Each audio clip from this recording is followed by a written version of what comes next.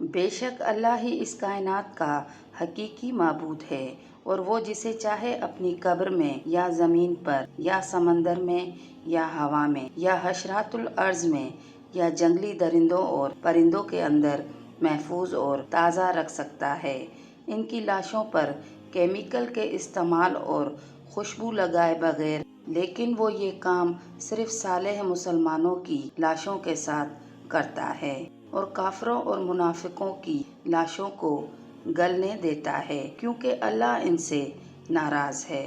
مسلمانوں میں یہ شکوک و شبہات پائے جاتے ہیں کہ آیا یہ واقعہ 100% سچا ہے یا غلط، لیکن میں آپ کے سامنے وہ شواہد کے ساتھ پیش کر رہی ہوں جو میں نے اس واقعے کی تحقیق کے دوران اللہ کی رحمت سے جمع کیے ہیں۔ اگر آپ کا دل چاہے تو ان کو قبول کر لیں، اور اگر آپ کا دل نہ چاہے تو بلا جھجک ان کا انکار کر دیں، لیکن یہ 100% اٹل حقیقت ہے کہ اللہ کے حکم سے تمام نیک مسلمانوں کی میتیں اپنی قبروں میں تازہ اور محفوظ رہتی ہیں۔ بسم اللہ الرحمن الرحیم۔ السلام علیکم۔ عراق میں 1932 کے حکمراں شاہ فیصل نے خواب میں دیکھا کہ حضرت حذیفہ رضی اللہ تعالیٰ عنہ انہیں مخاطب کر رہے ہیں۔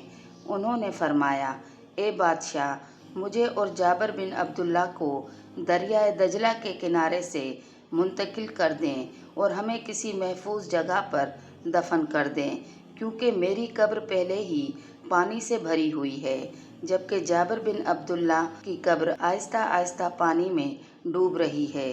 یہ خواب اگلی رات پھر آیا، لیکن شاہ فیصل نے ریاستی امور میں پیشگی مصروفیت کی وجہ سے اس پر توجہ نہ دی۔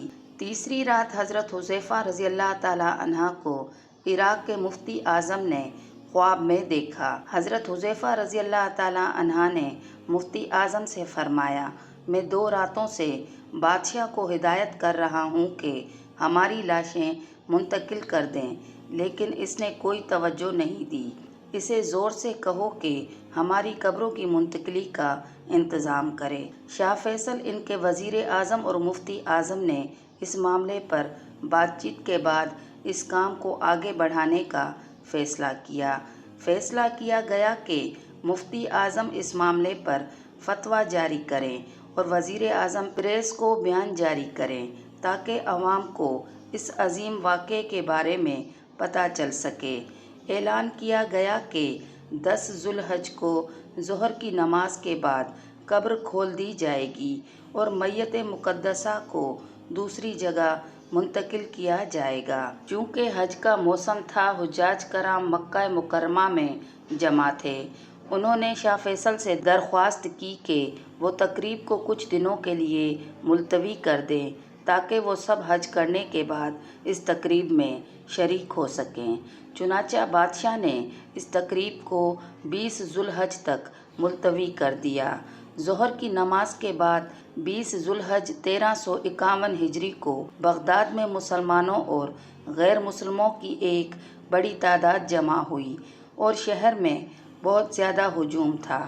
سب سے پہلے جب حضرت حذیفہ رضی اللہ تعالیٰ عنہ کی قبر کو کھولا گیا تو اندر بہت پانی تھا۔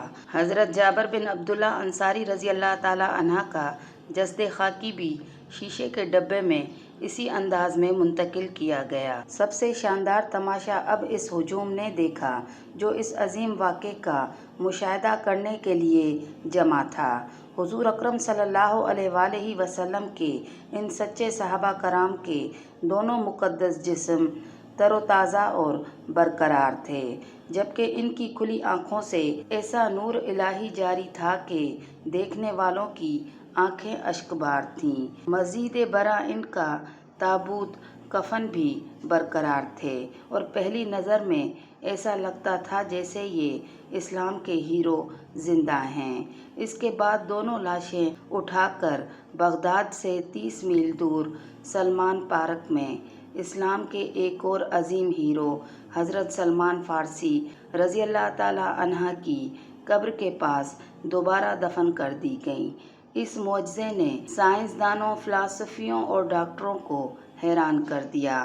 اس عظیم معجزے کو देखने के लिए वो सब हैरान और सहरज़दा थे। एक जर्मन माहिर फिजियोलॉजिस्ट जो इसमें काफ़ी दिलचस्पी जाहिर कर रहा था, 1000 साल से ज़ायद अरसे से दफन लाशों के हालात से इतना मुतासिर हुआ कि वो फ़ौरन मुफ्ती आज़म के पास आया, हाथ उठाए और कहा, इस्लाम की ताईद में इससे बढ़कर और क्या सबूत हो सकते हैं। मैंने इस्लाम कबूल किया है तो मुझे इसके बारे में सिखाएं। यूं हज़ारों लोगों से पहले ये जर्मन डॉक्टर मुसलमान हो गया। इसकी मिसाल बहुत सी ईसाइयों और यहूदियों ने पैरवी की और एक तवील अरसे तक ये बगदाद में जारी रहा और इस मुआज़े के नतीजे में बड़ी तादाद में लोग मुसलमान हो गए। अब हम सब बैठकर इस वाक़े पर गौर करें और इस मुआज़े से सबक हासिल करें।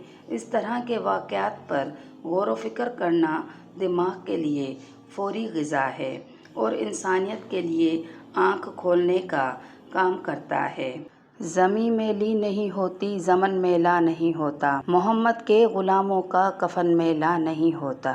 इस वाक़े की खबर रोज़नामा जंग पाकिस्तान के अखबार में 7 जून 1970 को शाया हुई थी, लेकिन मुझे इंटरनेट के ज़रिए पुराना अखबार नहीं मिल सका।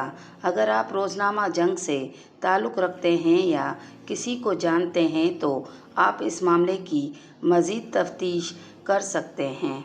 आज की वीडियो आपको पसंद आए तो लाइक करें, शेयर करें और सब्सक्राइब करें।